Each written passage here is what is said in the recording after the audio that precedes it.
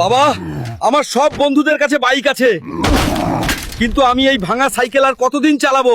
আমাকে তাড়াতাড়ি বাইক কিনে দাও, না হলে আমি বাড়ি ছেড়ে চলে যাব। বাবা হিসাবে আমাকে খুব কলঙ্কিত মনে হচ্ছে।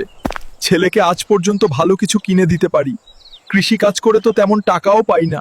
স্যার, এই বাইকটির দাম কত? এটা তো অনেক দামি বাইক, তোদের মতো গরিবরা এটি কিনতে পারবি না। যা, ভাগ এখান থেকে। চেয়ারম্যান স্যার, আপনি কি আমাকে এখানে কুলির কাজ দেবেন? তুমি খুব বুড়ো হয়ে গেছো, এই বয়সেও কি শ্রমিকের কাজ করতে পারবে? যাই হোক, কাজে লেগে পড়ো।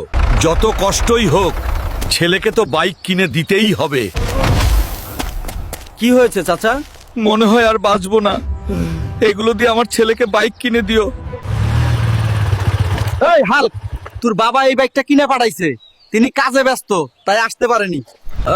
বাইক চালানো যে কত আরাম, বাবা যে কেন আগে বাইকটা কিনে দেয় নাই। এই হাল্ক, তুই বাইক চালাচ্ছিস আর ওইদিকে তোর বাবা কাজ করতে গিয়ে হঠাৎ স্ট্রোক করে মারা গেছে।